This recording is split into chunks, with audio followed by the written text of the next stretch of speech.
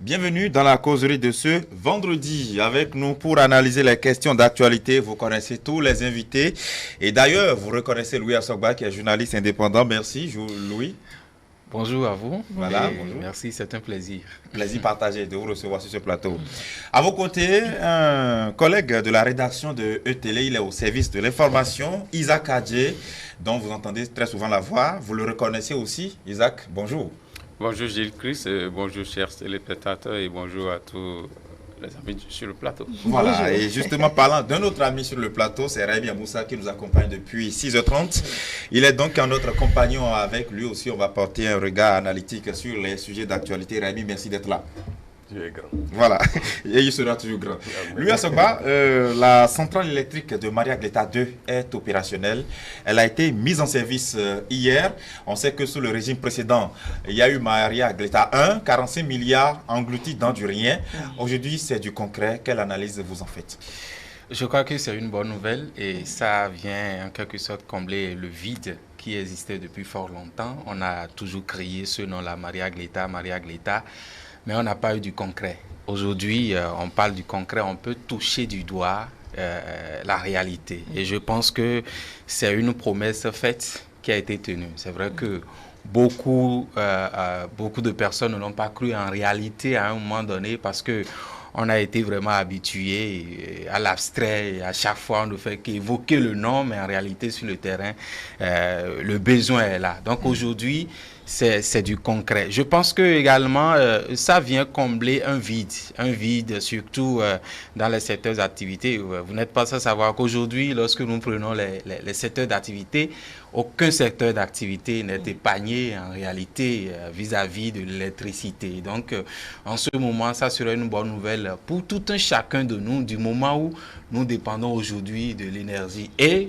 sur le plan régional aujourd'hui, c'est vrai que nous dépendons de certains pays en matière d'énergie et petit à petit, nous sommes en train d'être en quelque sorte indépendants vis-à-vis de ces pays-là. Tant mieux, c'est une bonne chose et j'espère que dans les jours à venir, ça va profiter à nous tous, surtout ceux-là qui font des activités liées, n'est-ce pas, à l'électricité. Aujourd'hui, je pense que ceux-là vont pousser un ouf de soulagement pour dire nous sommes en train de gagner la bataille, n'est-ce pas, pour l'électricité qui, les jours à venir, certainement va nous profiter. Voilà. Isaac Adjé, le gouvernement s'est donné un délai et il a respecté. Quelles sont vos impressions? Bon, mon impression c'est que il y a eu respect de la parole donnée.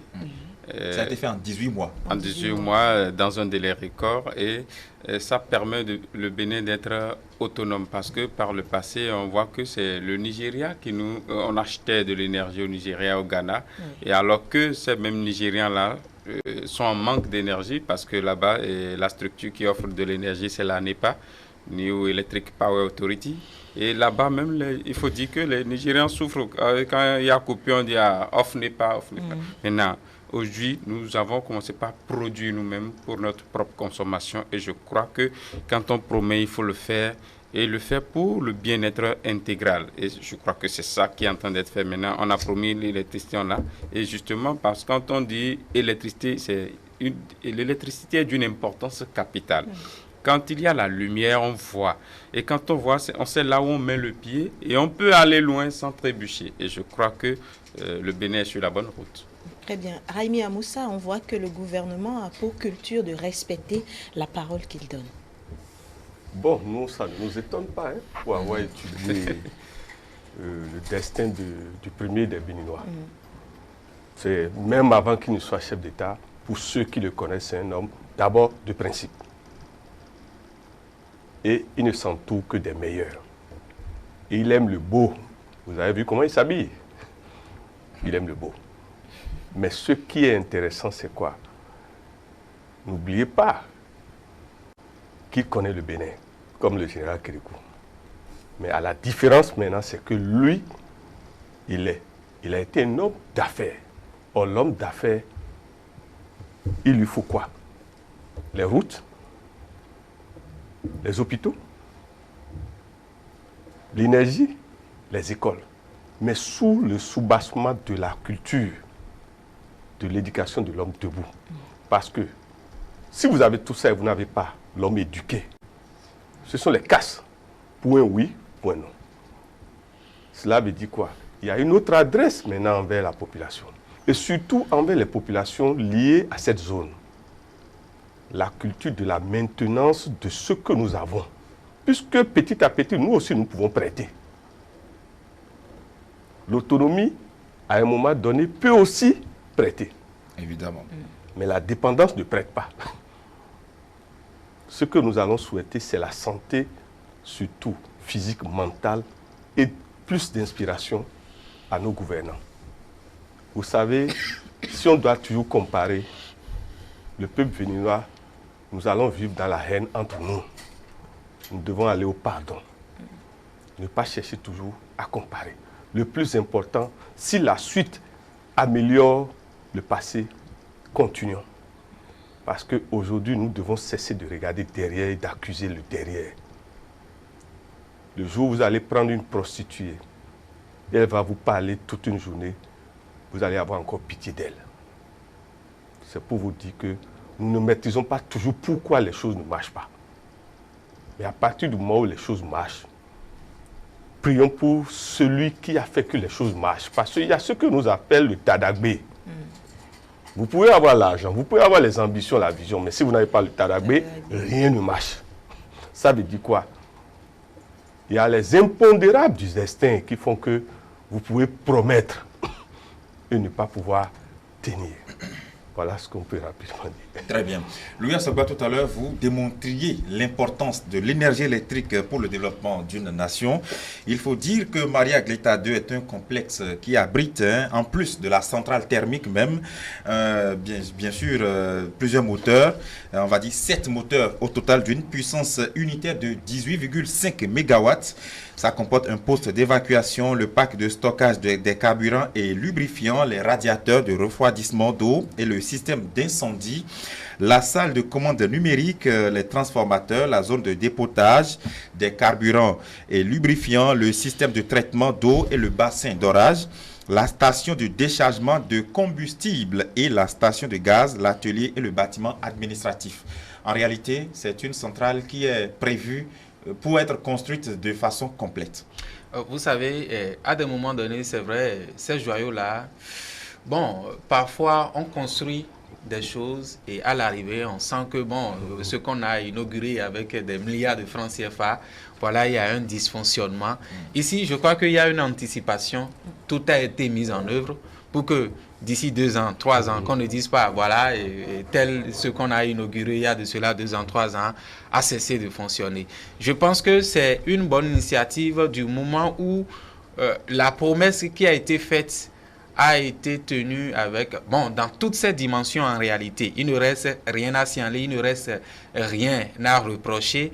Le moment est venu en réalité de féliciter ce gouvernement dans ce secteur-là pour dire c'est vraiment le cœur même du développement. Lorsque vous prenez l'énergie et que vous n'avez pas de l'énergie pratiquement dans un secteur donné, tout est à l'eau pratiquement. Et l'autre chose que moi, je voudrais ajouter, c'est quoi?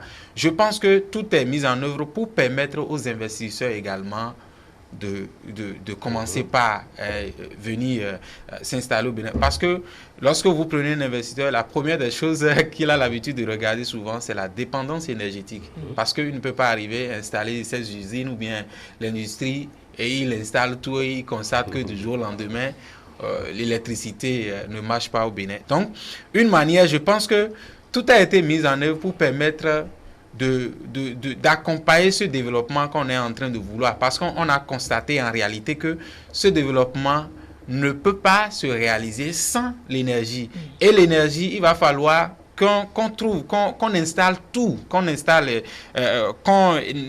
quand même de réaliser toutes les dimensions possibles pour que à l'avenir, qu'on ne dise pas il y a un dysfonctionnement et c'est à cause de telle chose. Je pense que c'est une anticipation et cette anticipation va permettre de profiter à tout le monde pour que demain, qu'on ne dise pas vraiment il y a dysfonctionnement, il y a telle chose et on va encore remettre en cause ce qu'on a l'habitude de voir par le passé. Donc, je pense que c'est dans cette logique-là que ce gouvernement a mis tout à disposition pour permettre qu'on ait tout ensemble sans égratignures. Voilà. Très bien. Qu'on est tout ensemble sans égratignure. Isaac Adjé, la centrale a une garantie de 50 ans. Le gouvernement a tout mis là-dedans. Alors, un joyau qui a une garantie de 50 ans, ça témoigne déjà de la qualité de l'ouvrage. Sinon, on ne peut pas vous dire, je vous donne une garantie de 50 ans. Alors, ça veut dire que c'est... Un demi-siècle. Voilà, c'est un demi-siècle, ça fait beaucoup d'années. Ça veut dire que l'ouvrage est de qualité. Et déjà, quand je m'appuie sur ce que Gilles Christ vient de citer, ça veut dire quoi? Tout a été fait avec finesse. Tout a été fait avec finesse. Ceux qui seront là, le nombre de moteurs d'abord, ça veut dire que les moteurs, tous les moteurs ne vont pas travailler ensemble. Peut-être qu'on peut mettre 4 ou 5 en service et les trucs vont se relayer dans le fonctionnement. Ça veut dire quoi? On aura de l'énergie à plein temps. Et l'autre chose, c'est que les risques aussi ont été déjà... il y a déjà eu de l'anticipation sur les risques d'incendie. Il a parlé de...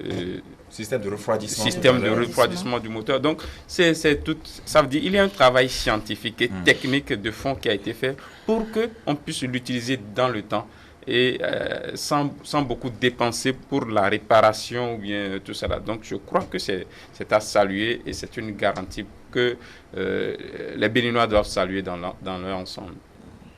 Raimi Amoussa, 50 ans de garantie, c'est pas peu. Vous savez, celui qui est dans les oracles, celui qui est dans les visions, celui qui a étudié les voyages qu'on appelle akashiques, savent, qu'on le veut, qu'on ne le veut pas, c'est un ancien qui est revenu. Un ancien qui a déjà impacté dans le passé ce pays. Beaucoup ne savent pas que ce que nous disons, mais c'est la vérité. Le chef de l'État, Patrice Athanase Guillaume Talon, que vous le voulez, que vous ne voulez pas, rentrera positivement et éternellement dans l'histoire de ce pays. Ce n'est pas que nous le plébiscitons. C'est une vérité. À travers des actions concrètes. Il ne parle pas. C'est la version améliorée de notre pépé, le général Kérékou. Je le dirai toujours. Nous l'avons appelé, il est là. Mais nous devons maintenant l'accompagner par notre capacité à accepter les réformes. Parce que ce qui fait que tout le monde est un peu... Ce sont les réformes. Mais l'homme, s'il vous plaît, entre le papa sévère, qui pose des actes pour l'évolution de ses enfants, et le papa complaisant, parce que simplement les enfants veulent l'emmener à l'émotivité, et papa laisse tout. Il faut choisir. Nous ne pouvons pas continuer dans la complaisance et la compromission dans ce pays. Celui qui veut aller loin ménage sa monture. Je voudrais simplement rappeler à notre chef de l'État humblement et à tout son gouvernement l'histoire de la chanson de Obé. Le cheval, le père et la fille. Premièrement, ils sont en train d'aller... Bon, je vais donner ça au hasard. Hein. Oui. Les deux marchent, le cheval marche seul. Les gens disent que mais les deux là, c'est quoi? Le papa est sur le cheval, la fille marche. Il dit, mais ça veut dire quoi? Le papa, la fille est sur le cheval, le papa marche. C'est pour vous dire quoi? Celui qui veut vraiment faire du bien, tant que dans son intention, c'est pour le bien, et pose des actes, qu'il continue. Les seigneurs du karma vont le plébisciter. Les hommes ne vous remercient que dans le futur. Mais c'est rare que les hommes vous plébiscitent dans le présent. Sinon, comment se fait-il que... Il suffit que Amoussa meure aujourd'hui, maintenant on va me trouver toutes les qualités du monde. Nous ne voulons plus ça. Nous voulons qu'on plébiscite les gens dès leur vivant. Et je vais toujours dire, et je demande humblement à notre chef d'État, il faut honorer des gens comme Da Silva. Vous l'avez encore dit aujourd'hui. Très bien. C'est vrai que dans le journal de 6h45, tout à l'heure, on a vu les images. Mais comme on dit que la répétition est pédagogique, j'espère qu'avec la complicité de notre réalisateur, nous allons pouvoir un peu revoir un peu ce reportage qui nous a été proposé par Dieudonné Babatunde, que nous avons dépêché sur les lieux hier à l'occasion de l'inauguration de cette centrale d'une puissance de 127 MW. La cérémonie d'inauguration a été présidée par le ministre de l'énergie lui-même, Jean-Claude Oussou. On va suivre ce reportage et on revient juste après. Ce n'est plus un mythe, le bébé est né, le joyau est là, visible et tangible. Les supputations, les spéculations n'auront plus droit de citer, plus de place au beau discours. Ce sont les actes et rien que les actes qui parlent d'eux-mêmes depuis l'avènement du gouvernement de la rupture. Un nouveau grand pas vient d'être posé, l'inauguration de la centrale thermique à moteur bicarburant, gaz et fuel de Maria Gleta II. À travers cette réalisation, le gouvernement de la rupture donne la preuve de la concrétisation de son programme d'action. De mémoire de Béninois, je dirais même de Dahoméens, aucun projet n'eut jamais revêti tant d'importance stratégique, aussi bien au plan économique que social, et comblé à la fois tant d'espoirs quasi palpables sur la voie du développement national. Par conséquent, point n'est besoin d'être fin devin pour se convaincre de l'immense joie des populations qui manifestement salue et apprécie à sa juste valeur la réalisation sans faille de cette infrastructure inédite à bien des égards. Nous avions pris l'engagement le 29 septembre 2017 devant vous, les autorités gouvernementales et le peuple béninois, de faire respecter les délais de construction de 18 mois, de nous assurer de la qualité du projet et de générer de nouveaux emplois pour l'atteinte des objectifs du programme d'action du gouvernement. Aujourd'hui, cet engagement est tenu et nous pouvons confirmer que depuis un mois, la centrale alimente la moitié des besoins de la clientèle de la SBEE. Cette œuvre vient matérialiser un succès de plus dans le secteur de l'énergie. Ce projet novateur a impliqué la mobilisation de plusieurs milliards de francs, 107 au total. Et le gouvernement, soucieux de la plus-value et des retombées socio-économiques de cette infrastructure énergétique, n'a pas eu beaucoup de mal à convaincre les partenaires techniques et financiers, dont la BOAD, la BID et la BIDC. Tour à tour, ces derniers ont félicité le gouvernement pour la concrétisation du projet et lui ont réaffirmé leur soutien indéfectible dans sa volonté de révéler le Bénin. En 3 ans, le Bénin est en train de remporter la bataille énergétique. Un pari gagné, un rêve réalisé qui n'aura pas été sans l'homme qu'il faut à la place qu'il faut. Lui, Jean-Claude Roussou, ancien cadre de EDF et actuel ministre de l'Énergie, à qui le président Patrice Talon a confié ce grand défi, prouve qu'il est à la hauteur de la tâche, que l'énergie, c'est son affaire et la preuve est là. Le gouvernement, comme vous avez constaté, et vous allez continuer de le constater, fait feu de tout bois pour faire en sorte que cet intrant majeur et stratégique pour le développement socio-économique de notre pays soit définitivement au rendez-vous. Nous avons évidemment, à travers cet engagement du président de la République, transformé cette volonté en action durable, en action profonde, avec aujourd'hui cette prouesse remarquable. Je peux être fier, et vous avec moi, que les exigences que j'ai toujours affichées chaque fois que je suis arrivé sur ce site, à travers les instructions du chef de l'État, ont été respectées à la lettre. Après toutes ces précisions, point n'est besoin de discourir et le ministre Abdoulaye Biotchane l'a compris. Nous avons travaillé pour que Maria Gleta soit désormais reconnue comme une place forte de l'énergie au Bénin, oubliant derrière le scandale qui a terni son image. C'est fort de cet appel, mesdames et messieurs, que je déclare officiellement mise en service la centrale thermique de 100 MW de Maria Gleta. La centrale thermique à moteur dual fuel qui est mise en service ce jour permettra d'alimenter près de 150 000 ménages, soit près d'1 million de personnes. Cette infrastructure constitue la face visible d'un grand iceberg qui au final permettra au Bénin de disposer d'une autonomie énergétique de 400 MW sur ce site de Maria Gleta dans la commune d'Abomey-Calavi. Isaac Adjé, au-delà de l'alimentation en énergie électrique des populations, il y a également la création de l'emploi pour les Béninois. Oui, alors quand on parle de l'énergie, c'est ça même l'emploi, c'est la source même. Alors ça veut dire quoi? Avec la disponibilité en qualité et en permanence de l'énergie électrique, ça veut dire que le soudeur n'aura plus de soucis à livrer ses commandes. Oui. Le coiffeur, le petit coiffeur du quartier aura son énergie parce que ce sont des métiers, c'est comme des gens qui revendent de l'énergie. Oui. Ceux-là, ils auront toujours de l'énergie pour fonctionner. Et celui qui a une chambre froide pourra bien nous conserver les poissons que nous mangeons et nous tomberons moins malades. Je ne dirais pas que nous ne tomberons pas malades. Nous tomberons moins malades parce que nous n'aurons pas à consommer des produits avariés. Vous voyez, c'est toute une chaîne. Les organes de presse. Les organes de presse, on pourra travailler sans gêne. Donc je crois que c'est un satisfecit, c'est un travail d'artiste qui a été fait et il faut remercier le gouvernement pour ça. Et je crois que, et quand on fait encore une analyse, il n'y a pas élection qui approche pour qu'on dise que c'est parce qu'il y a telle élection où Talon veut se présenter qu'il le fait. Donc je crois qu'il travaille pour la population et je crois que chaque ouvrier devait être satisfait de ça parce que quand on prend tous les métiers aujourd'hui, il y a l'introduction de la machine dedans. On le fait avec de l'énergie. Le vulcanisateur qui a aujourd'hui l'instrument n'a pas besoin de frapper à l'aide d'un marteau pour démonter un pneu. Il y a des machines pour ça. Donc, et tout ça là, on a besoin de l'énergie pour aller de façon rapide. Très bien. Parlant justement de l'emploi, sur le chantier Louis Assogba, il y a 4 équipes de maintenance qui sont là, qui se relayent 24 sur 24.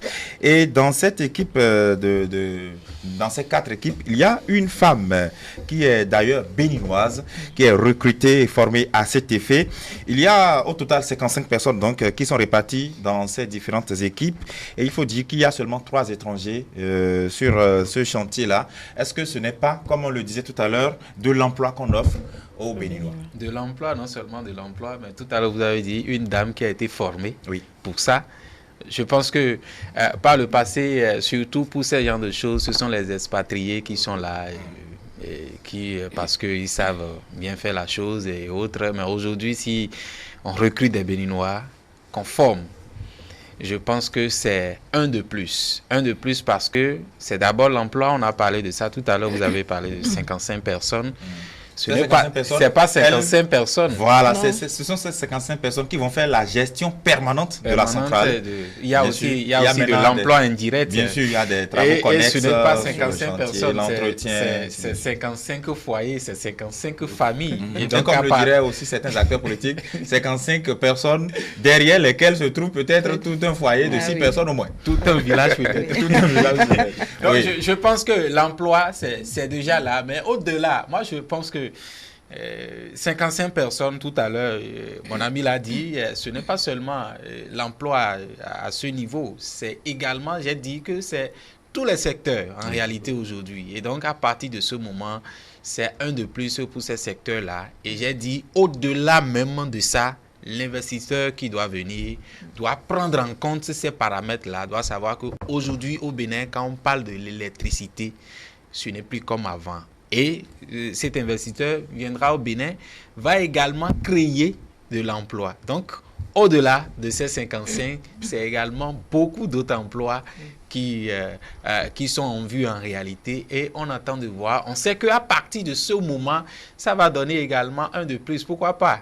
On pourrait assister dans quelques années un mariage l'État 3. Donc, à partir de ce moment, je pense que nous sommes en train d'aller tout doucement, d'être peut-être classés parmi les pays qui ont l'autonomie en matière de l'énergie électrique. Et tant mieux pour le Bénin. Je pense que ça va booster un peu l'économie béninoise, ça va booster également l'emploi, ça va booster également le développement. Parce que le développement, forcément, ça passe par l'autonomie énergétique. Très bien. Raimi Amoussa, pour la construction de ce joyau, 900 Béninois ont travaillé sur ce site, mis à part, ou sans compter les entreprises béninoises. Donc, ce joyau, on comprend que ça s'est beaucoup plus réalisé par les Béninois. Toujours de l'emploi pour les Béninois. Bon, vous savez, tout ce qui veut être sûr et durable ne doit pas se faire dans la précipitation. Quand le gouvernement annonce quelque chose, cela veut dire qu'il y a un travail de fourmi qui était fait sous la termitière, nous ne voyons pas. C'est d'abord ça le style du chef de l'État. Au moment où un ministre vient parler, vous soyez sûr que peut-être c'est un travail de 7 ou 8 mois qu'on vient juste commencer à vous annoncer. On était habitué à ce que quand on parle, c'est maintenant ça commence à réfléchir. Mais ici, c'est la réflexion est faite totalement. Et maintenant, quand on annonce ce qu'on veut, la plupart du temps, même tout un travail est fait, même déjà à un niveau donné, pratiquement même à la moitié, avant qu'on vienne l'annoncer. Sinon, on ne peut pas dire 18 mois et respecter ça veut dire que un travail a été fait avant. Et peut-être qu'on n'est pas au courant. Je pense que maintenant, il est temps que le gouvernement vraiment fasse de la communication sur ces réalisations. Et que les oiseaux de mauvaise augure, nous leur demandons humblement, réellement, hein, et avoir dit qu'un homme est ton unique. C'est-à-dire? Comment? Gilles est bien habillé. Hein, parce que la même, femme... Même si c'est ton rival. La femme que tu désires a choisi Gilles. Et puis tu critiques Gilles. Sans fondement. C'est un exemple qu'il donne, bien entendu. Ah oui. On est d'accord. Oui. Avec ce chapeau. En tout cas, ça lui va.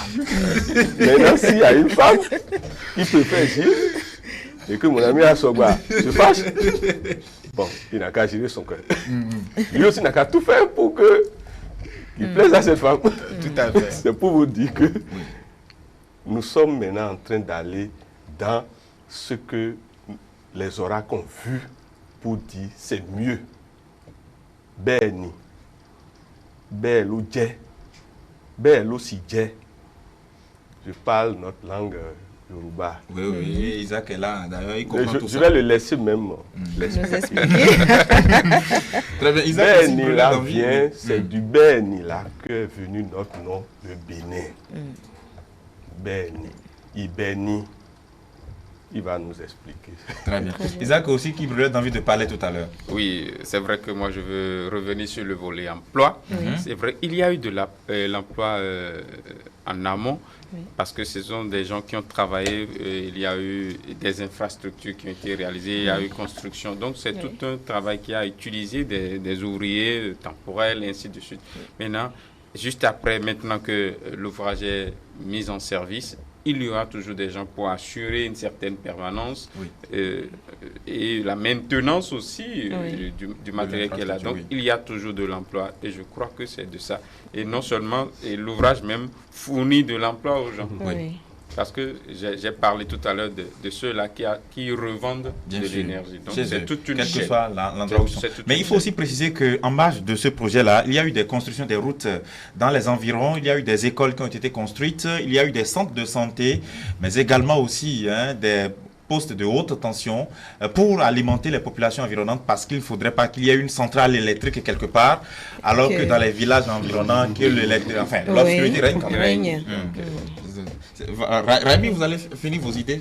Oui, vous savez, il dit que la lumière soit et la lumière fut.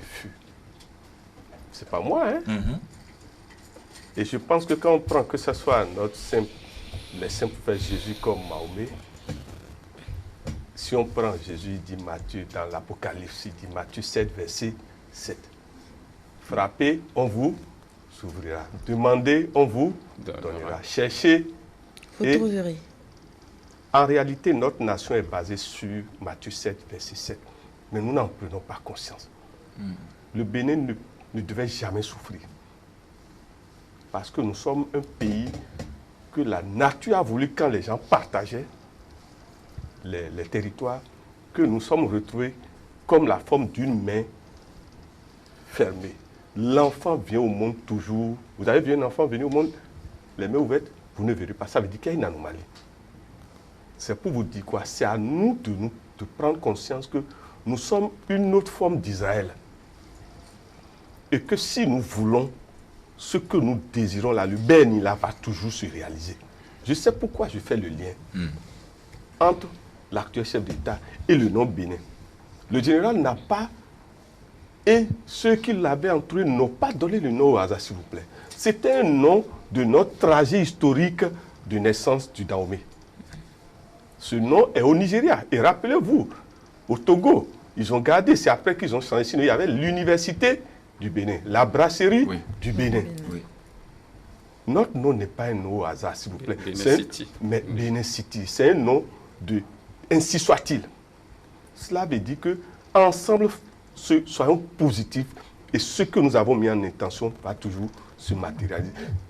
Ce n'est pas une affaire d'opposition ni de mouvance. Dans le ainsi soit-il, le lieu où le ainsi soit-il se réalise, celui qui rentre dans cette chambre ou ce temple en opposition ou dans la haine ou en conflit, rien ne se matérialisera. Ce que nous sommes en train de vivre, nous avons l'obligation de bénir celui par qui cette chose se matérialise. Vous avez vu, avez-vous pris le pavé qui mène aujourd'hui à Maria Greta? Regardez, pour celui qui a été là-bas il y a peut-être quelques... Vous avez vu comment les boutiques s'ouvrent, comment les propriétaires maintenant... C'est ce que disaient mes deux. C'est-à-dire, même celui qui n'a jamais pensé avoir de l'argent aujourd'hui... S'il travaille bien. Merci. D'accord. Et vous avez vu comment la rue s'anime maintenant, jusque là-bas. La zone a été viabilisée. Oui. En quelques mois. Maintenant, ce que vous dites, et ça là, nous demandons humblement surtout à notre DG Laurent Tossou, c'est ça? Laurent Tossou, nous lui demandons parfois de se mettre comme il a l'habitude de faire en jogging et de faire promenade autour de Maria Greta, même le centre même. Hein, et même demander aux délégués au CA de répertorier les maisons qui n'ont pas encore de compteur. Et qu'on fasse une sorte de solidarité à ce niveau. Parce que ce sont des gens qui doivent avoir droit à la solidarité. Très bien. Parce que Nadidjon, D'accord. Je ne vais pas m'asseoir sur les mines d'or et je serai pauvre. Très bien. Donc, vivement que votre appel soit entendu. Louis Assogba, toujours dans le cadre de l'alimentation du pays en matière d'énergie, au-delà de la centrale de Maria Greta, le gouvernement a prévu construire aussi des centrales thermiques photovoltaïques dans 4 grandes villes. Est-ce que tout ça ne converge pas vers ce qu'on appelle l'autonomisation énergétique au sens propre du terme, mais également aussi vers un projet qui puisse permettre au Bénin de vendre de l'énergie? Oui. Ça, c'est... Vous avez la réponse en même temps. Ah mais non, sinon je ne poserai pas la question. Vous pouvez dire non, vous pouvez dire non. Je pourrais dire non, mais c'est oui. C'est pour dire en réalité, vous savez, et lorsque à un moment donné, vous avez quelque chose que vous avez l'habitude de prêter, et à un moment donné, c'est vous avez enfin réalisé la chose vous-même, si à un moment donné, vous pouvez vendre ça du moment où vous avez commencé par produire vous-même la chose. Je pense qu'à partir de ce moment, déjà, si le Béninois est à l'aise, si le Béninois aujourd'hui a l'électricité 24 heures sur 24, 7 jours sur 7, s'il reste, il va donner ça aux autres, il va vendre ça aux autres. À partir de là, non seulement ça crée encore d'emplois, mais ça permet également de booster le développement, de booster l'économie béninoise. Donc, je pense que lorsqu'on parle également de photovoltaïque et autres, c'est par rapport au soleil renouvelable, c'est qu'on sort. Je pense que c'est également un autre secteur d'activité que le Bénin peut promouvoir aujourd'hui. Parce que nous n'avons pas de pétrole, comme d'autres pays. Nous n'avons pas de l'uranium comme le Niger et autres. Donc, à partir de ce moment, il faut chercher quelque chose que nous pouvons produire aujourd'hui grâce à l'industrie, grâce aux usines. Et à partir de ce moment, nous pouvons être comptés parmi les nations qui produisent, qui donnent à d'autres pays. Donc, je pense que c'est dans cette optique-là que le gouvernement est en train de vouloir mettre en place également ces joyaux-là pour permettre que le Bénin, demain, qu'on ne dise pas le Bénin pratiquement n'a rien à vendre aux autres en dehors du coton et autres. On peut déjà nous compter également à partir de ce moment. On peut compter le Bénin parmi les nations qui vendent de produits énergétiques. Je pense que c'est une bonne chose également. Très bien, nous allons évoluer. Nous voyons là où va le gouvernement avec toutes ces réalisations. Et parlant de réalisations, il y a quelques semaines, le gouvernement a initié la distribution, la distribution gratuite des actes de naissance pour ceux qui ne l'ont pas. D'abord l'établissement et maintenant on est à l'étape de distribution et il s'avère que le délai établi était déjà à terme et maintenant c'est prorogé. Isaac Adjé, pensez-vous ou sinon, quelle est votre appréciation par rapport à cette prorogation du délai? Oui, c'est vrai que il faut déjà fustiger, si vous le permettez, l'attitude de ces Béninois-là, qui, dans un premier temps, ont vu l'importance de ne pas avoir l'acte de naissance et qui ont voulu l'avoir maintenant. À travers une opération, il y a eu une base de données et le gouvernement se décide de vous l'offrir pour régler un problème donné. Alors, il y a eu communication autour. Maintenant, on lance l'opération de distribution gratuite et les Béninois ne sortent pas pour aller retirer ce précieux sésame. Moi, ça m'écoeure un peu. Alors, qu'est-ce qui a été à la base de la gêne, selon mes informations? On pense que, parce qu'on demande à chacun d'aller dans son arrondissement de naissance et ça gêne.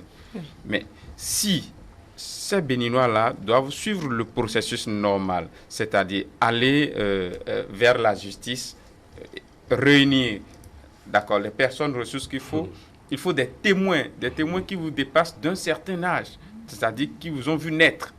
Maintenant, est-ce qu'ils peuvent réunir en temps réel le nombre de témoins qu'il faut? Ils doivent payer pour ça, vous voyez?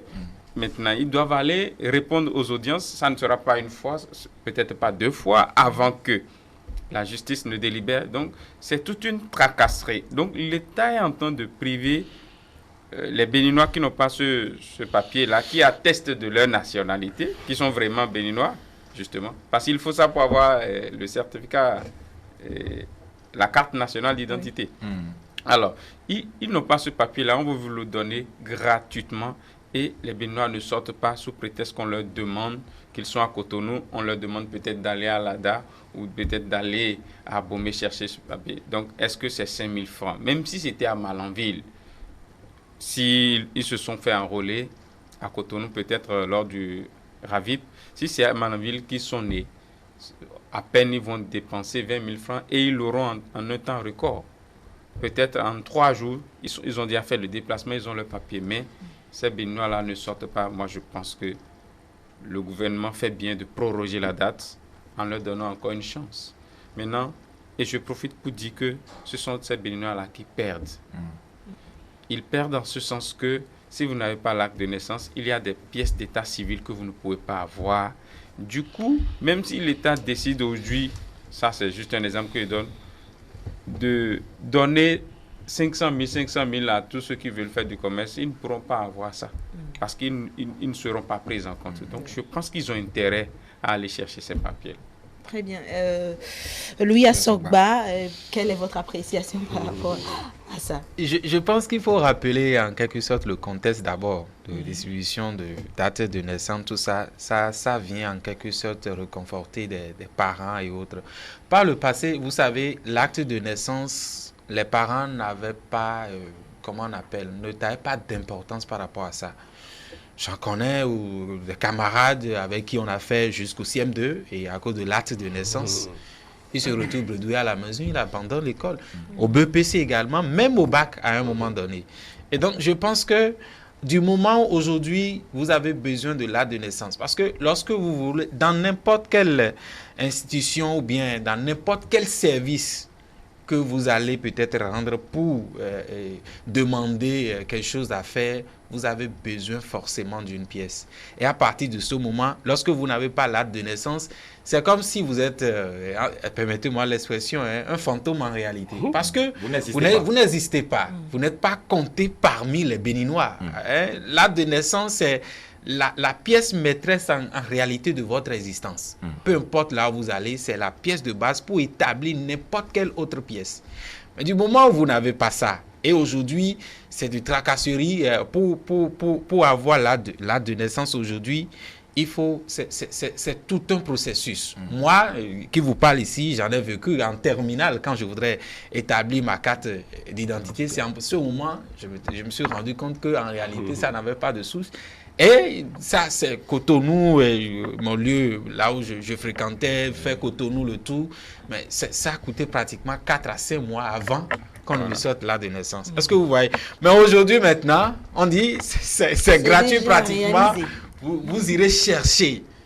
Et en ce moment, vous êtes dubitatif. Bon, je ne vois pas, je ne sais pas la raison qui pourrait animer un Béninois, un citoyen, qui lui-même s'est déplacé pour aller se faire enregistrer et qui, le papier est là, et on demande de venir chercher ce papier et vous êtes incapable d'y aller, je ne trouve pas encore la raison. Bon, l'État a bien fait peut-être de prolonger les dates, c'est une bonne chose, ça va permettre peut-être au dernier. C'est vrai aussi, pour nous les Béninois, permettez, on attend toujours le dernier jour. Oui.